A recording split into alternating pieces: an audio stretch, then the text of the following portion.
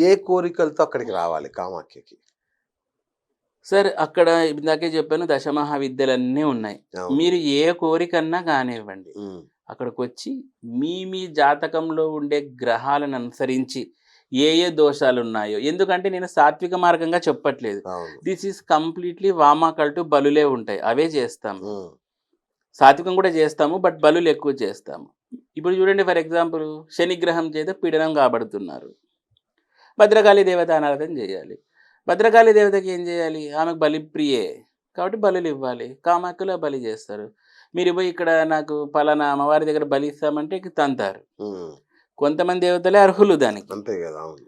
So, Bhadrakali బలిప్రియే కాబట్టి అక్కడ ఇస్తారు. అచ్చా! మీకు శనిగ్రహానికి భద్రకాళి అయితే, రాహుగ్రహానికి చిన్నమస్త.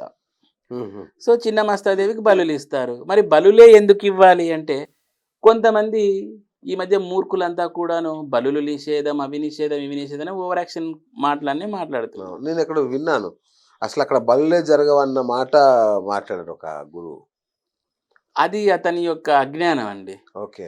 ఇప్పుడు మీకు తెలవదా అండి? నేను మీరు నే కామాకి ఎళ్ళొచ్చారు నేనే గదా! పెర్ఫార్మ్ చేయించాను కదా! మళ్ళీ ఒకటి. అవును. ఎన్ని చేశాము. అవును. మీకు తెలీదా 1 ½ ఇయర్‌లో నేను ఎన్ని సార్లు అవును. కామాకి అవును. ఎళ్ళొచ్చాను. అవును. అతడు మూర్ఖుడా?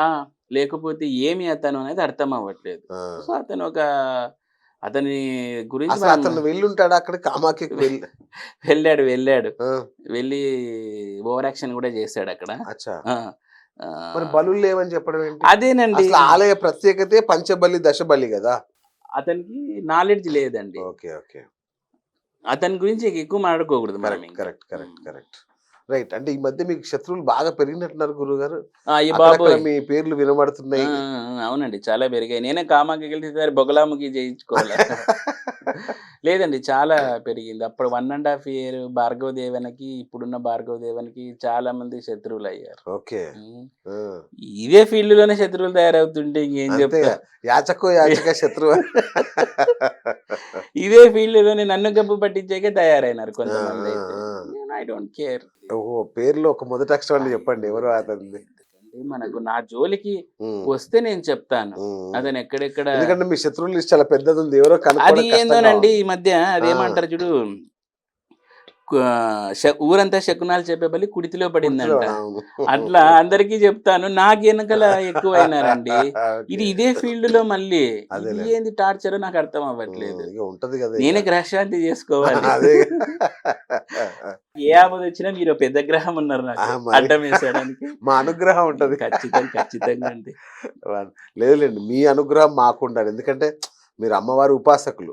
సో, అయ్యో! ఆ మీ అమ్మవారే నన్ను రక్షిస్తోందండి ఈ మీ దుర్మార్గుల బ్లెస్సింగ్స్ నుంచి. మాకుంటే యెస్. ఈ దుర్మార్గుల నుంచి అమ్మవారే రక్షిస్తుంది. దశమహావిద్యలో నాకు తెలిసిందేంటంటే, ఒక్కొక్క అమ్మవారు ఒక్కొక్క రకమైన ప్రయోజనాన్ని ఇస్తారు. లేదంటే ఒక్కొక్క రకమైన వరాలనిస్తారు అని. సో, ఏ అమ్మవారు ఎలాంటి వరాలనిస్తారు? మనకి ఏ కోరికతో ఎళ్తే ఏ అమ్మవారికి పూజలు చేయించాలి? అది ఒక్క కోరికని కాదండి. ఆ! మీరు వెళ్తారు, కోరికలు కోరుతది కాదు. జాతకంలో ఎటువంటి గ్రహస్థితి ఉందనే దాన్ని బట్టి మీకు రెమెడీస్ చేయించుకోవాల్సుంటుంది. అచ్చచ్చా! ఏదో ఊరికే వెళ్ళేసి మీరు లివర్ ఫెయిల్ అయితే హార్ట్ డాక్టర్ దగ్గరికి పోయినట్లుంటుంది. ఓకే. ఓకే. ఓకే. మీకు ఏది కావాలో ఆ దశమహావిద్యను పట్టుకోవాలి. సో, కామాఖ్య అమ్మవారి దగ్గరికెళ్ళాలి అంటే, ముందు జ్యోతిష్యం చెప్పించుకొని, ఆ జ్యోతిష్యంలో అంటే నేను ఆస్ట్రాలజర్‌గా ఇలాంటి సజెషన్ అది ఇస్తాను. ఎగ్జాక్ట్‌లీ. జనరల్‌గా విజిట్ చేస్తారంటే విజిట్ చేయొచ్చు. ఆ! అట్లంటే మరి శ్రీ మహావిష్ణువు తీర్చలేడా? మరి వెంకటేశ్వర స్వామి తీర్చలేడా? అంటే తీరుస్తారు. అవును. ఎవరివే వాళ్ళకుంటుంది. బట్ ఇక్కడ తంత్ర విధానం కదా అని చెప్తున్నానంతే. ఓకే. ఓకే. మరి మన వెంకటేశ్వర దర్శనం పోతే అందరము జాతకాలు చూచుకొని పోం గదా! వెళ్తాము ఇష్టానుసారం కోరికలన్నీ కోరుకొనొచ్చేస్తాము. అవును. కాబట్టి అట్లేం లేదండి. మీరు వెళ్ళొచ్చు. కామాఖ్య దర్శనం చేసుకోవచ్చు. ఓకే. జాతకరీత్యా చేసుకోవడం ద్వారా ఓకే. ఈ దేవత ఆరాధన ద్వారా మనకు మంచి ఫలితాలుంటాయి అనేది మనకింకా సుస్పష్టంగా తెలుస్తుంది. Right. Right. Superb. So, Kamakhya దర్శనానికి వెళ్ళాలనుకున్న వాళ్ళు మీతో వస్తే సూపర్ ఇంకా. అంతే గదా! అది అమ్మవారి అనుగ్రహం అండి. వండర్‌ఫుల్. Wonderful sir.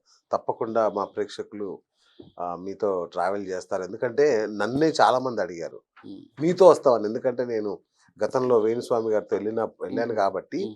మీతో వస్తాం మమ్మల్ని తీసుకెళ్తారా అంటే, నేనెలా తీసుకెళ్తాను? హ్మ్.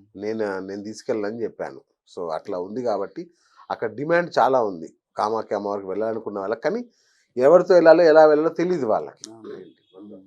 సో గురూజీ ఇక మన రెగ్యులర్ ఆస్ట్రాలజీలోకి వస్తే కామాఖ్యకి సంబంధించి ఇంతకంటే ఇంకేమైనా వివరాలు మనం తెలుసుకోవాల్సింది ఉందా? ఓ చాలా ఉన్నాయండి, చెప్పుకుంటూ పోతే టైం సరిపోదు. అఫ్ కోర్స్ బట్ ఇది బేసిక్ ఇన్ఫర్మేషన్ అయితే ఇప్పుడు ఇన్ఫర్మేషన్ మనం తంత్రవామ పూజలకు సంబంధించిన ఇన్ఫర్మేషన్. కామాఖ్యకు వెళ్ళడం వల్ల సత్వర ఫలితాలు అంటే లైక్ ఇన్స్టంట్ రిజల్ట్ అంటే ఇప్పుడు కామాఖ్య అంటేనే వామాచారం, ఇన్స్టంట్ రిజల్ట్ అనేది అందరూ అనుకుంటున్నారు. సో అంత ఇన్స్టంట్ గా రిజల్ట్ వస్తుందా? ఇట్లా బూమ్ బూమ్ బుష్ అట్లా వస్తుందా? ఒకటి. రెండో ఉప ప్రశ్న ఏంటంటే ఖర్చు ఎట్లా అవుతుంది? చాలా కాస్ట్లీనా, పర్వాలేదా, మీడియంగా ఉంటుందా? సార్ కామాఖ్యకి వస్తే మీకు నేనేమైతే బాండ్ అయితే ఇవ్వలేను. ఒకటి. అదిగో మీరు వస్తూనే రేపు పొద్దునకే నీకు ఉద్యోగం, నీ బిడ్డకి పెళ్లి, నీ కొడుక్కి విడాకులు అయిపోతాయి, ఇట్లాంటివన్నీ నేను చెప్పలేనండి. ఆ, ఇదంతా కూడాను విశ్వాసము, నమ్మకము అనే బేసిక్ ప్రిన్సిపల్ మీద ఎవ్రీ క్షేత్రం రన్ అవుతూ ఉంటుంది. అవును. వితౌట్ విశ్వాసం అండ్ నమ్మకము ఏ క్షేత్రం వర్కౌట్ కాదు. ఎందుకంటే ఇప్పుడు ఫర్ ఎగ్జాంపుల్ చూడండి సార్, 100 ఉద్యోగాలు ఉంటాయి, 10,000 మంది అప్లికేషన్ వేస్తారు. 3,000 మందిని శ్రీవారి దగ్గరికి పంపిద్దాము, 3,000 మందిని శ్రీశైలం మల్లికార్జున దగ్గరికి పంపిద్దాము, ఇంకొక 3,000 మందిని కామాఖ్య దగ్గర పంపిద్దాము, ఇంకొక 1000 మంది మిగులుతారు దత్తక్షేత్రానికి పంపిద్దాం, గాన్గాపూర్కి. రిజల్ట్ వస్తుంది. 100 ఉద్యోగాల్లో వీళ్ళల్లో కొంతమంది శివభక్తులు అందరు కలిపి కొంతమంది సెలెక్ట్ అవుతారు, అవును. మిగతా వాళ్ళకి రావు. ఎందుకంటే ఉండే పోస్టులే 100, అవును. వేసిన వాళ్ళు 10,000 మంది. 10,000 మంది వాళ్ళ నమ్ముకున్న దేవుళ్ళ దగ్గరికి వెళ్ళిపోయారు. అవును. రిజల్ట్ వచ్చినాక ఎంతమందికి ఉద్యోగాలు వస్తాయి సార్? 100 మందికే.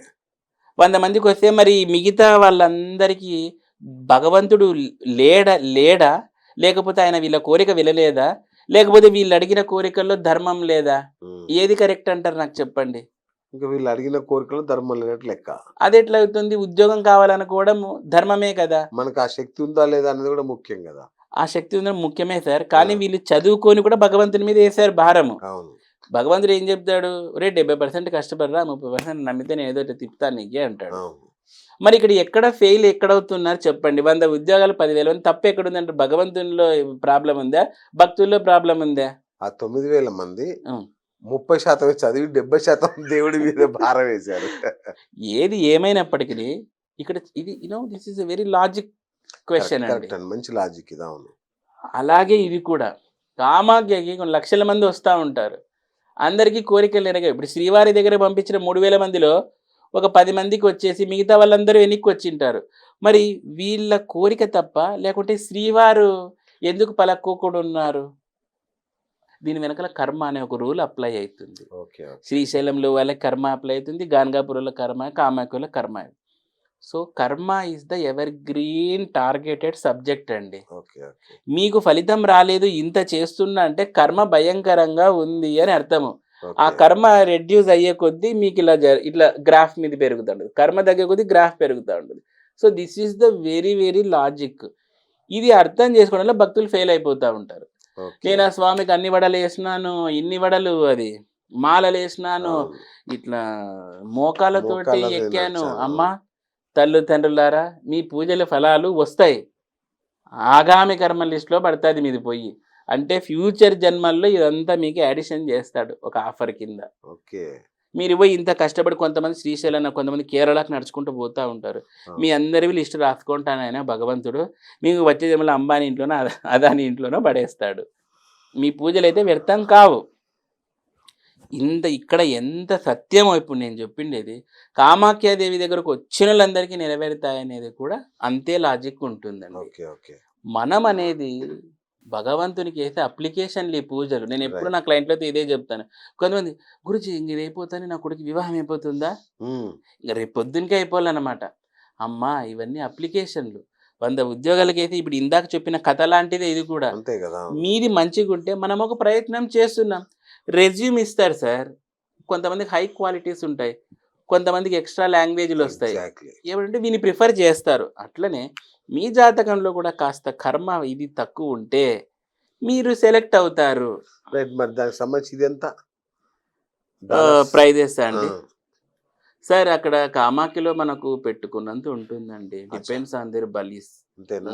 అది ఓపెన్ అంటే సీక్రెటే మామూలుగా అడుగుతున్న ఫ్లైట్ చార్జెస్ తో సహా సార్. ఒక్క నేను 1 లక్ష వ్యక్తికి రూపాయలతో రావచ్చా? బిందాస్ గా రావచ్చు. ఓకే.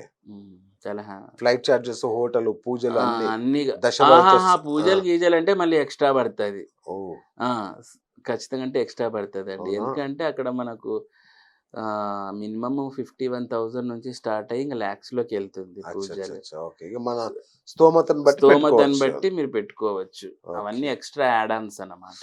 అచ్చా.